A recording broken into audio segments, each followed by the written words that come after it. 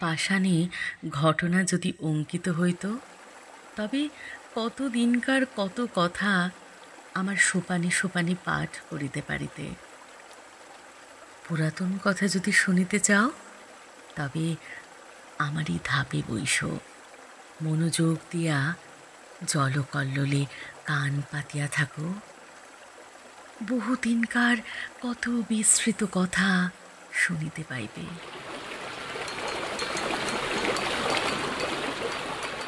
আমার আরেক দিনের কথা মনে পড়িতেছে। সেও ঠিক এইরূপ দিন। আশ্বিন মাস পড়িতে আর ২-৪ দিন বাকি আছে। ভোরের বেলায় অতি ঈষৎ মধুর নবীন শীতের বাতাস নিদ্রোত্থিতের দেহে নূতন প্রাণ আনিয়া দিতেছে। তরুপল্লব অমনি একটু একটু শিহরিয়া উঠিতেছে।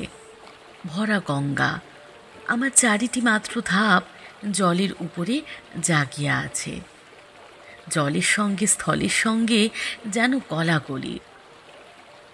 তীরে আম্রকাননের নিচে যেখানে কচুবন জন্মিয়াছে, সেখান পর্যন্ত গঙ্গার জল গিয়াছে।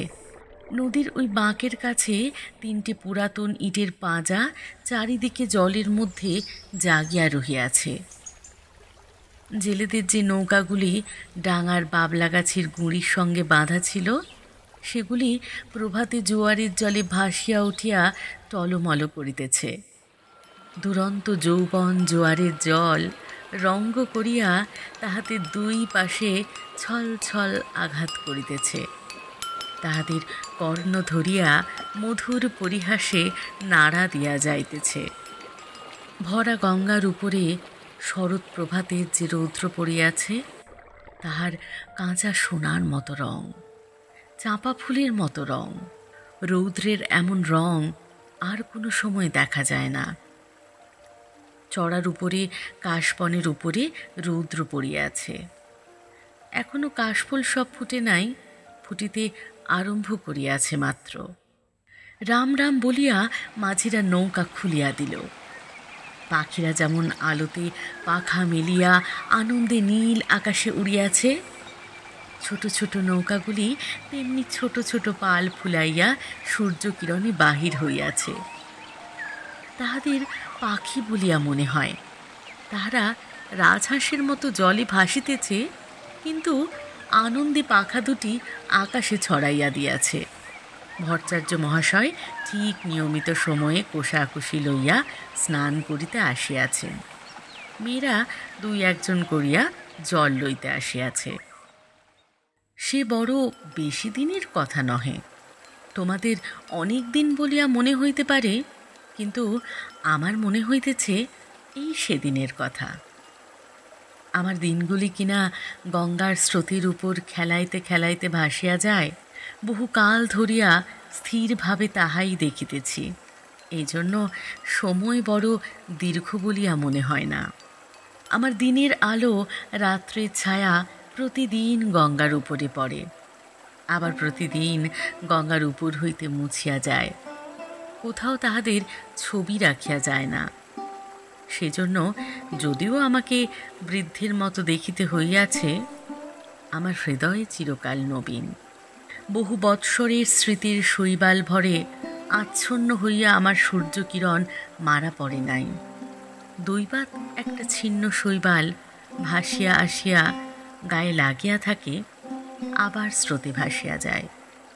তাই বলিয়া যে কিছু নাই এমন বলিতে পারি না। যেখানে গঙ্গা স্রোত পৌঁছায় না, সেখানে আমার ছিদ্রে ছিদ্রে যে লতা গুল্ম শৈবাল জন্মিয়াছে, তাহারাই পুরাতন কালকে স্নেহ পাশে বাঁধিয়া চিরদিন শ্যামল মধুর, চিরদিন নূতন করিয়া রাখিয়াছে। গঙ্গা প্রতিদিন আমার কাছ হইতে এক এক ধাপ সরিয়া যাইতেছেন। আমিও এক এক ধাপ করিয়া পুরাতন হইতেছি।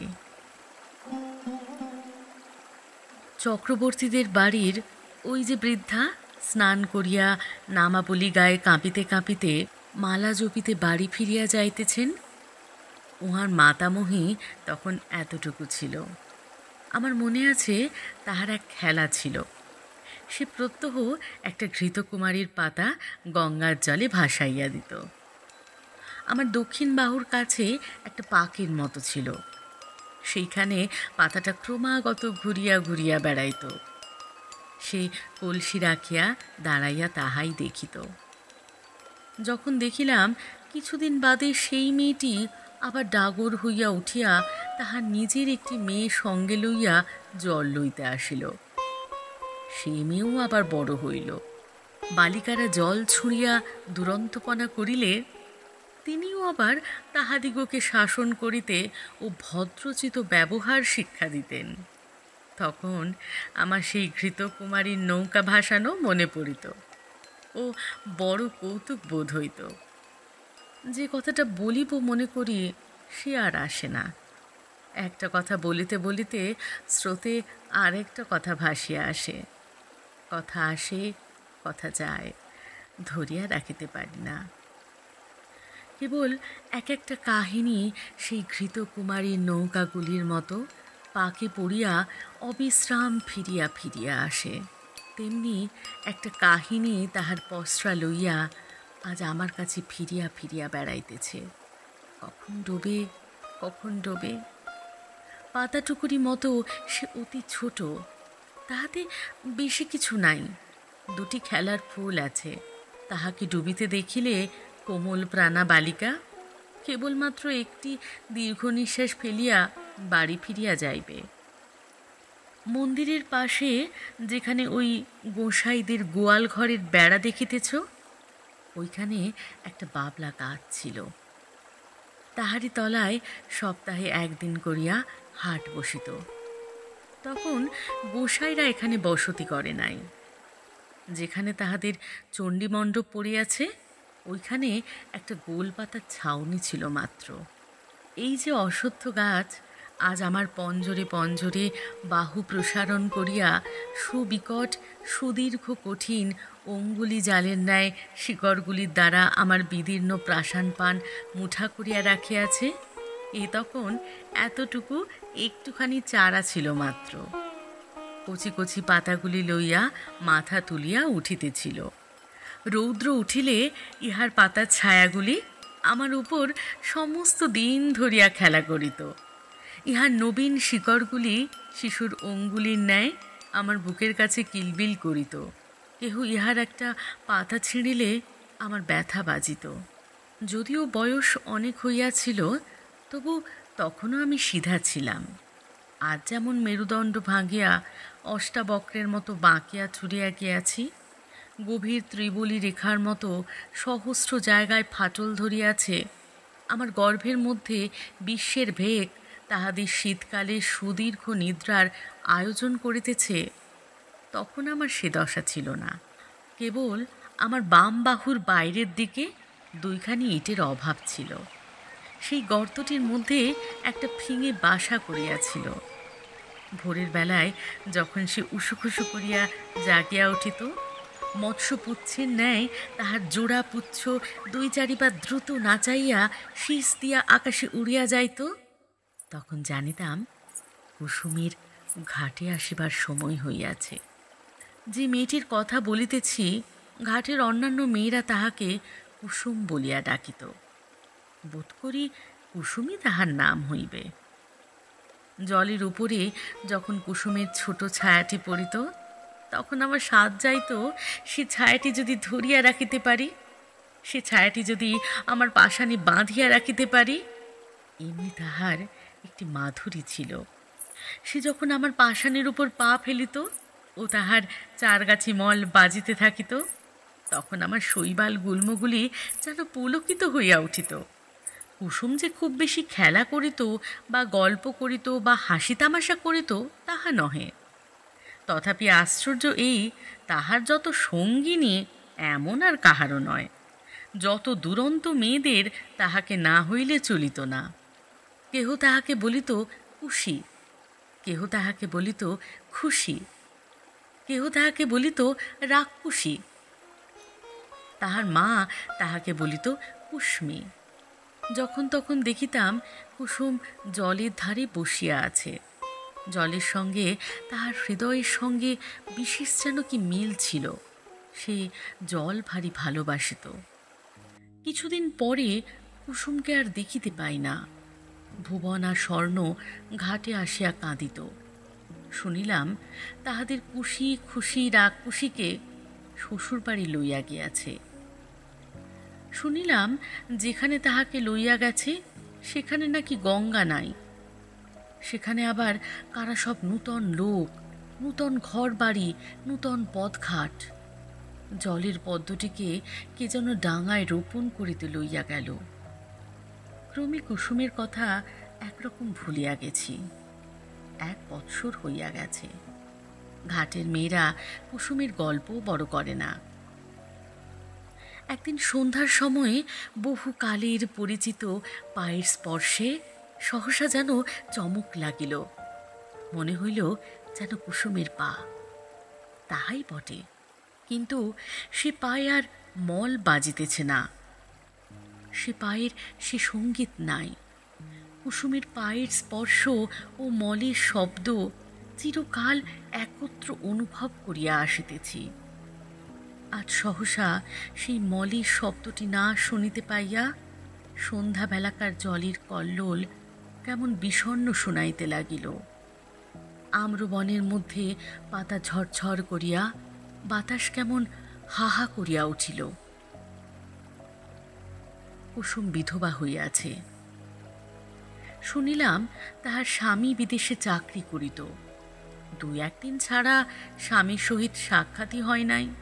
পত্রযোগে বৈধব্যের সংবাদ পাইয়া 8 বৎসর বয়সে মাথায় সিঁদুর মুছিয়া গায়ের গহনা ফেলিয়া আবার তাহার দেশে সেই গঙ্গার ধারে ফিরিয়া আসিয়াছে।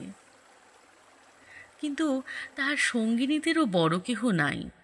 ভুবন স্বর্ণ আমলা শ্বশুরঘর করিতে গিয়াছে। কেবল শরৎ আছে, কিন্তু শুনিতেছি অগ্রহায়ণ মাসে তাহারও বিবাহ হইয়া যাইবে। কুসুম নিতান্ত একলা পড়িয়াছে।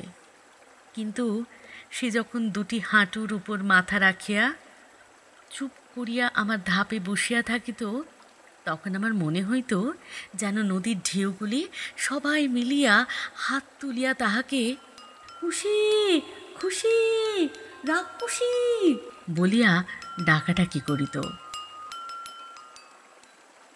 বর্ষার আরম্ভে গঙ্গা যেমন প্রতিদিন দেখিতে দেখিতে ভরিয়া ওঠে, কুসুম তেমনি দেখিতে দেখিতে প্রতিদিন সৌন্দর্যের যৌবনে ভরিয়া উঠিতে লাগিল।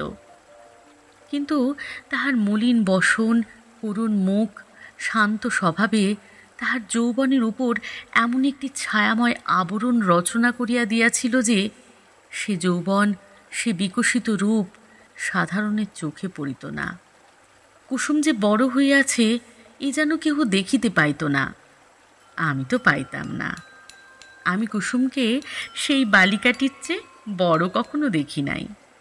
তাহার মল ছিল না বটে, কিন্তু সে যখন চলিত আমি সেই মলের শব্দ শুনিতে পাইতাম। এমনি করিয়া 10 বৎসর কখন কাটিয়া গেল, গাঁয়ের লোকেরা কেহ যেন জানিতেই পারিল না।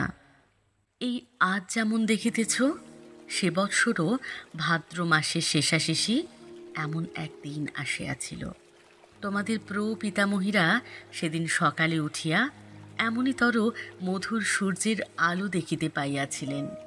তাহারা যখন এতখানি ঘুমটা টানিয়া কলসি তুলিয়া লইয়া আমার উপরে প্রভাতের আলো আরও আলোময় করিবার জন্য গাছপালার মধ্য দিয়া গ্রামের উঁচু নিচু রাস্তার ভিতর দিয়া গল্প করিতে করিতে চলিয়া আসিতেন, তখন তোমাদের সম্ভাবনাও তাহাদের মনের এক পার্শ্বে উদিত হইত না। তোমরা যেমন ঠিক মনে করিতে পারো না, তোমাদের দিদিমারাও সত্য সত্যই একদিন খেলা করিয়া বেড়াইতেন। আজিকার দিন যেমন সত্য, যেমন জীবন্ত, সেদিনও ঠিক তেমনি সত্য ছিল। তোমাদের মতো তরুণ হৃদয়খানি লইয়া সুখে দুঃখে তাহারা তোমাদেরই মতো টলমল করিয়া দুলিয়াছেন, তেমনি আজিকার এই শরতের দিন তাহারাহীন। তাহাদের সুখ দুঃখের স্মৃতিলেশ মাত্রহীন, আজিকার এই শরতের সূর্য করোজ্জ্বল আনন্দোচ্ছবি তাহাদের কল্পনার নিকটে তদপেক্ষাও অগোচর ছিল। সেদিন ভোর হইতে প্রথম উত্তরের বাতাস অল্প অল্প করিয়া বহিতে আরম্ভ করিয়া ফুটন্ত বাবলা ফুলগুলি আমার উপরে একাত্রা উড়াইয়া ফেলিতেছিল। আমার পাষাণের উপরে একটু একটু শিশিরের রেখা পড়িয়াছিল। সেদিন সকালে কোথা হইতে গৌরতনু সৌম্যোজ্জ্বল মুখচ্ছবি দীর্ঘকায় এক নবীন সন্ন্যাসী আসিয়া আমার সম্মুখস্থ ওই শিব মন্দিরে আশ্রয় লইলেন। সন্ন্যাসীর আগমন বার্তা গ্রামে রাষ্ট্র হইয়া পড়িল। মেয়েরা কলসি রাখিয়া বাবা ঠাকুরকে প্রণাম করিবার জন্য মন্দিরে গিয়া ভিড় করিল। ভিড় প্রতিদিন বাড়িতে লাগিল। একই সন্ন্যাসী, তাহাতে অনুপম রূপ। তাহাতে তিনি কাহাকেও অবহেলা করিতেন না। ছেলেদের কোলে লইয়া বসাইতেন, জননী দিগকে ঘরকন্যার কথা জিজ্ঞাসা করিতেন। নারী সমাজে অল্প কালের মধ্যেই তাহার অত্যন্ত প্রতিপত্তি হইল। তাহার কাছে পুরুষও বিস্তর আসিত। কোনোদিন ভাগবত পাঠ করিতেন, কোনোদিন ভগবদ্ গীতার ব্যাখ্যা করিতেন, কোনোদিন মন্দিরে বসিয়া নানা শাস্ত্র লইয়া আন্দোলন করিতেন। তাহার নিকটে কেহ উপদেশ লইতে আসিত, কেহ মন্ত্র লইতে আসিত, কেহ রোগের ঔষধ জানিতে আসিত। মেয়েরা ঘাটে আসিয়া বলা বলি করিত, আহা কি রূপ! মনে হয় যেন মহাদেব সশরীরে তাহার মন্দিরে আসিয়া অধিষ্ঠিত হইয়াছেন। ওম গঙ্গে চ যমুনে চৈব গোদাবরী সরস্বতী নর্মদে সিন্ধু কাবেরী জলেস্মিন সন্নিধিং কুরু। কুরুক্ষেত্র গয়া গঙ্গা প্রভাস পুষ্করাণি চ পুণ্যানি তানি তীর্থানি अर्घपत्रे भवन्ति च। ओम गंगा ओम गंगा ओम गंगा। যখন সন্ন্যাসী প্রতিদিন প্রত্যুষে সূর্যোদয়ের পূর্বে শুকতারাকে সম্মুখে রাখিয়া গঙ্গার জলে নিমগ্ন হইয়া ধীর গম্ভীর স্বরে সন্ধ্যা বন্দনা করিতেন, তখন আমি জলের কল্লোল শুনিতে পাইতাম না। তাহার সেই কণ্ঠস্বর শুনিতে শুনিতে প্রতিদিন গঙ্গার পূর্ব উপকূলের আকাশ রক্তবর্ণ হইয়া উঠিত। মেঘের ধারে ধারে অরুণ রঙের রেখা পড়িত। অন্ধকার যেন বিকাশোন্মুখ কুঁড়ির আবরণ পুটের মতো ফাটিয়া চারিদিকে নামিয়া পড়িত ও আকাশ সরোবরে উষা কুসুমের লাল আভা অল্প অল্প করিয়া বাহির হইয়া আসিত। আমার মনে হইত যে এই মহাপুরুষ গঙ্গার জলে দাঁড়াইয়া পূর্বের দিকে চাহিয়া যে এক মহামন্ত্র পাঠ করেন, তাহারই এক একটি শব্দ উচ্চারিত হইতে থাকে আর নিশিথিনীর কুহক ভাঙিয়া যায়। চন্দ্র তারা পশ্চিমে নামিয়া পড়ে, সূর্য পূর্বাকাশে উঠিতে থাকে। জগতের দৃশ্যপট পরিবর্তিত হইয়া যায়। এ কে মায়াবী! স্নান করিয়া যখন সন্ন্যাসী হোম শিখার ন্যায় তাহার দীর্ঘ শুভ্র পূর্ণ তনু লইয়া জল হইতে উঠিতেন, তাহার জটা জুটো হইতে জল ঝরিয়া পড়িত। তখন নবীন সূর্যকিরণ তাহার সর্বাঙ্গে পড়িয়া প্রতিফলিত হইতে থাকিত। এমন আরও কয়েক মাস কাটিয়া গেল। চৈত্র মাসে সূর্যগ্রহণের সময় বিস্তর লোক গঙ্গা স্নানে আসিল। বাবলাতলায় মস্ত হাট বসিল। এই উপলক্ষে সন্ন্যাসীকে দেখিবার জন্য লোক সমাগম হইল। যে গ্রামে কুসুমের শ্বশুরবাড়ি, সেখান হইতেও অনেকগুলি মেয়ে আসিয়াছিল। সকালে আমার ধাপে বসিয়া সন্ন্যাসী জপ করিতেছিলেন। তাহাকে দেখিয়াই সহসা একজন মেয়ে আরেকজনের গা টিপিয়া বলিয়া উঠিল, হলো এই যে আমাদের কুসুমের স্বামী। আরেকজন আঙুলে দুই ঘুমটা কিছু ফাঁক করিয়া বলিয়া উঠিল, ও মা, তাই তো গা, এই যে আমাদের চাটুজ্জেদের বাড়ির ছোট দাদা বাবু। আরেকজন ঘুমটার বড় ঘটা করিত না, সে কহিল, আহা, তেমনি কপাল, তেমনি নাক, তেমনি চোখ। আরেকজন সন্ন্যাসীর দিকে মনোযোগ না করিয়া নিঃশ্বাস ফেলিয়া কলসে দিয়া জল ঠেলিয়া বলিল, আহা, সে কি আর আছে, সে কি আর আসবে, কুসুমের কি তেমনি কপাল। তখন কেহ বলিল, তার এত দাড়ি ছিল না। কেহ বলিল, সে এমন একহারা ছিল না। কেহ কহিল, সে যেন এতটা লম্বা নয়। এইরূপে এই কথাটার একরূপ নিষ্পত্তি হইয়া গেল, আর উঠিতে পারিল না। গ্রামের আর সকলেই সন্ন্যাসীকে দেখিয়াছিল, কেবল কুসুম দেখে নাই। অধিক লোক সমাগম হওয়াতে কুসুম আমার কাছে আসা একেবারে পরিত্যাগ করিয়াছিল। একদিন সন্ধ্যাবেলা পূর্ণিমা তিথিতে চাঁদ উঠিতে দেখিয়া বুঝি আমাদের পুরাতন সম্বন্ধ তাহার মনে পড়িল। তখন ঘাটে আর কেহ লোক ছিল না। ঝিঝি পোকা ঝিঁ ঝিঁ করিতেছিল। মন্দিরের কাঁসর ঘণ্টা বাজা এই কিছুক্ষণ হইল শেষ হইয়া গেল। তাহার সেই শব্দতরঙ্গ ক্ষীণতর হইয়া পরপারের ছায়াময় বনশ্রেণীর মধ্যে ছায়ার মতো মিলাইয়া গেছে। পরিপূর্ণ জ্যোৎস্না, জোয়ারের জল ছলছল করিতেছে। আমার উপরে ছায়াটি ফেলিয়া কুসুম বসিয়া আছে। বাতাস বড় ছিল না, গাছপালা নিস্তব্ধ। কুসুমের সম্মুখে গঙ্গার বক্ষে অবারিত প্রসারিত জ্যোৎস্না। কুসুমের পশ্চাতে আশেপাশে ঝোপে ঝাপে গাছে পালায়, মন্দিরের ছায়ায়, ভাঙা ঘরের ভিত্তিতে, পুষ্করিণীর ধারে তালবনে অন্ধকার গা ঢাকা দিয়া মুখে মুড়ি দিয়া বসিয়া আছে। ছাতিম গাছের শাখায় বাদুড় ঝুলিতেছে।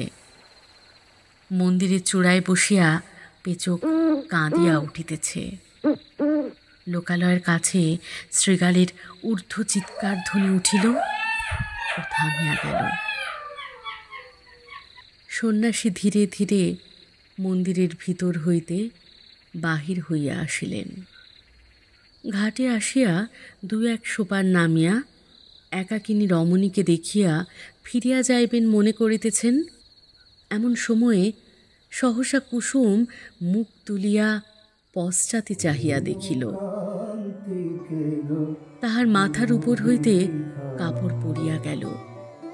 ঊর্ধ্বমুখে ফুটন্ত ফুলের উপরে যেমন জ্যোৎস্না পড়ে, মুখ তুলিতেই কুসুমের মুখের উপর তেমনি জ্যোৎস্না পড়িল।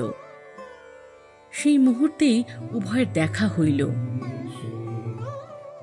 যেন চেনাশোনা হইল।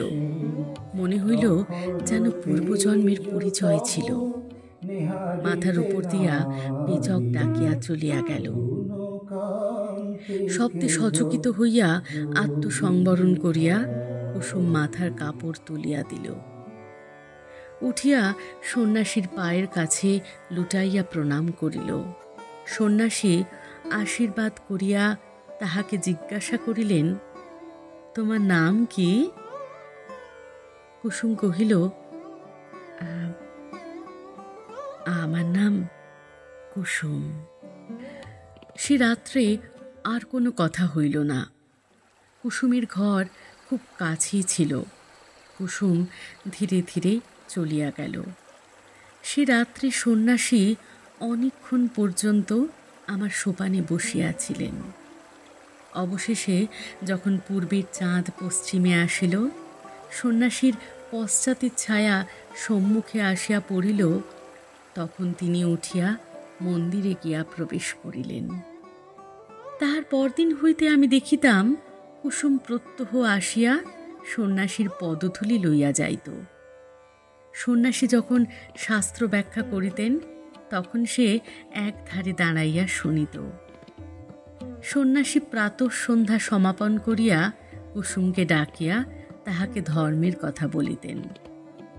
সব কথা সে কি বুঝিতে পারিত, কিন্তু অত্যন্ত মনোযোগের সহিত সে চুপ করিয়া বসিয়া শুনিত। সন্ন্যাসী তাহাকে যেমন উপদেশ করিতেন সে অবিকল তাহাই পালন করিত। প্রত্যহ সে মন্দিরের কাজ করিত, দেবসেবায় আলস্য করিত না। পূজার ফুল তুলিত, গঙ্গা হইতে জল তুলিয়া মন্দির ধৌত করিত।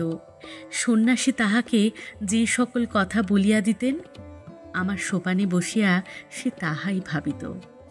ধীরে ধীরে তাহার যেন দৃষ্টি প্রসারিত হইয়া গেল, হৃদয় উদ্ঘাটিত হইয়া গেল। সে যাহা দেখে নাই তাহা দেখিতে লাগিল, যাহা শোনে নাই তাহা শুনিতে লাগিল।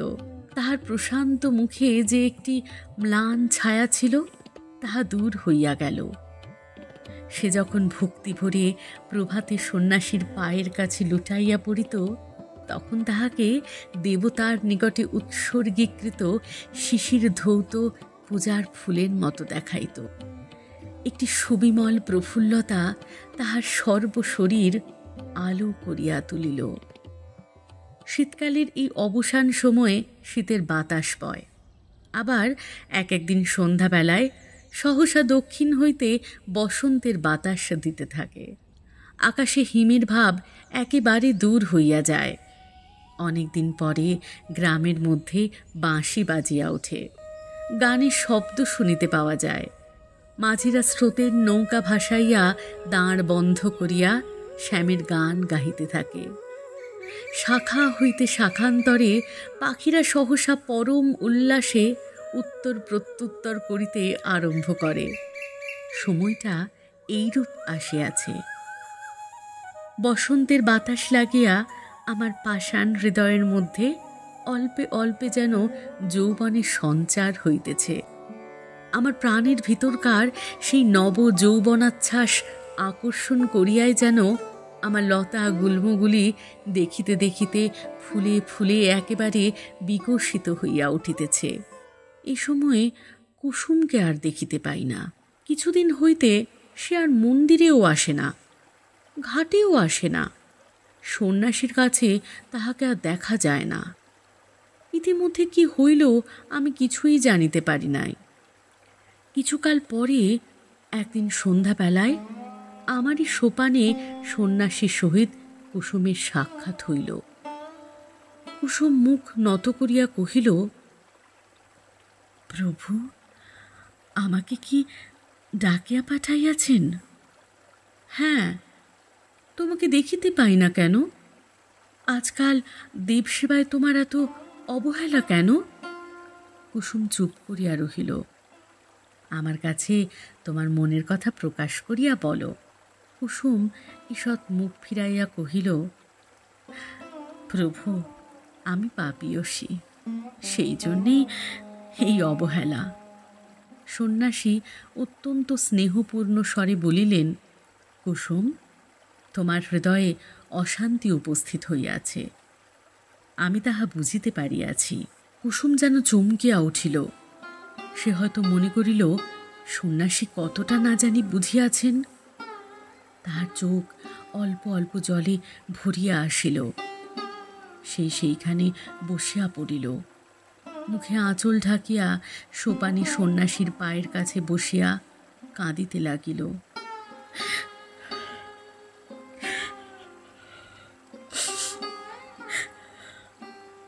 সন্ন্যাসী কিছু দূরে সরিয়া গিয়া কহিলেন, তোমার অশান্তির কথা আমাকে সমস্ত ব্যক্ত করিয়া বলো, আমি তোমাকে শান্তির পথ দেখাইয়া দিব।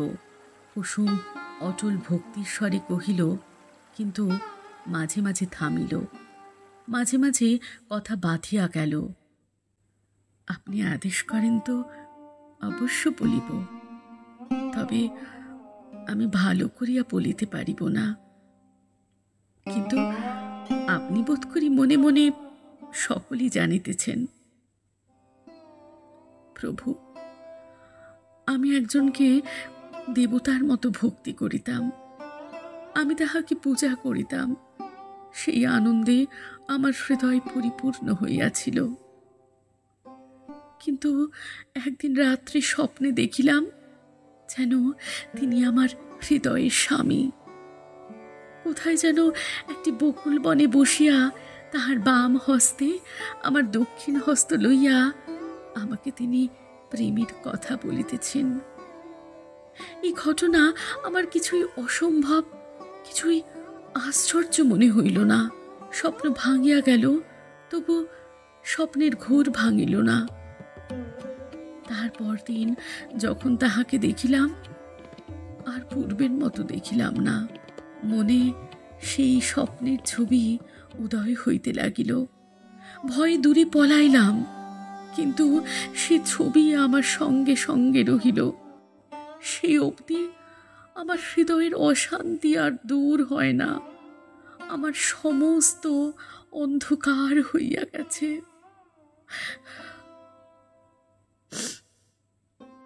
যখন কুসুম অশ্রু মুছিয়া মুছিয়া এই কথাগুলি বলিতেছিল, তখন আমি অনুভব করিতেছিলাম সন্ন্যাসী সবলে তাহার দক্ষিণ পদতল দিয়া আমার পাষাণ চাপিয়াছিলেন। কুসুমের কথা শেষ হইলে সন্ন্যাসী কহিলেন, যাহাকে স্বপ্ন দেখিয়াছ সে কে বলিতে হইবে। কুসুম জোর হাতে কহিল, তাহা বলিতে পারিব না। সন্ন্যাসী কহিলেন, তোমার মঙ্গলের জন্য জিজ্ঞাসা করিতেছি, সে কে স্পষ্ট করিয়া বলো। কুসুম সবলে নিজের কোমল হাত দুটি পীড়ন করিয়া হাত জোর করিয়া বলিল, নিতান্ত সে কি বলিতেই হইবে? সন্ন্যাসী কহিলেন, হ্যাঁ, বলিতেই হইবে। কুসুম তৎক্ষণাৎ বলিয়া উঠিল, প্রভু, সে তুমি। যেমনি তাহার নিজের কথা নিজের কানে গিয়া পৌঁছিল, অমনি সে মূর্ছিত হইয়া আমার কঠিন কোলে পড়িয়া গেল। সন্ন্যাসী প্রস্তরের মূর্তির মতো দাঁড়াইয়া রহিলেন। যখন মূর্ছা ভাঙিয়া কুসুম উঠিয়া বসিল, তখন সন্ন্যাসী ধীরে ধীরে কহিলেন, তুমি আমার সকল কথাই পালন করিয়াছ। আরেকটি কথা বলিব, পালন করিতে হইবে। আমি আজই এখান হইতে চলিলাম। আমার সঙ্গে তোমার দেখা না হয়, আমাকে তোমার ভুলিতে হইবে। বলো, এই সাধনা করিবে? কুসুম উঠিয়া দাঁড়াইয়া সন্ন্যাসীর মুখের পানে চাহিয়া ধীর স্বরে কহিল, প্রভু, তাহাই হইবে। সন্ন্যাসী কহিলেন, তবে আমি চলিলাম। কুসুম আর কিছু না বলিয়া তাহাকে প্রণাম করিল। তাহার পায়ের ধুলা মাথায় তুলিয়া লইল। সন্ন্যাসী চলিয়া গেলেন। কুসুম কহিল, তিনি আদেশ করিয়া গিয়াছেন, তাহাকে ভুলিতে হইবে বলিয়া ধীরে ধীরে গঙ্গার জলে নামিল। এতটুকু বেলা হইতে সেই জলের ধারে কাটাইয়াছে। শ্রান্তির সময় এই জল যদি হাত বাড়াইয়া তাহাকে কোলে করিয়া না লইবে, তবে আর কে লইবে? চাঁদ অস্ত গেল, রাত্রি ঘোর অন্ধকার হইল। জলের শব্দ শুনিতে পাইলাম, আর কিছু বুঝিতে পারিলাম না। অন্ধকারে বাতাস হু হু করিতে লাগিল। পাছে তিলমাত্র কিছু দেখা যায় বলিয়া সে যেন ফুঁ দিয়া আকাশের তারাগুলিকে নিবাইয়া দিতে চায়। আমার কোলে যে খেলা করিত, সে আজ তাহার খেলা সমাপন করিয়া আমার কোল হইতে কোথায় সরিয়া গেল জানিতে পারিলাম না। তরঙ্গ মিলায় যায়, তরঙ্গ ওঠে কুসুম ঝরিয়া পড়ে, কুসুম ফুটে, নাহি ক্ষয় নাহি শেষ, নাহি নাহি দৈন লেশ, সেই পূর্ণতার পায়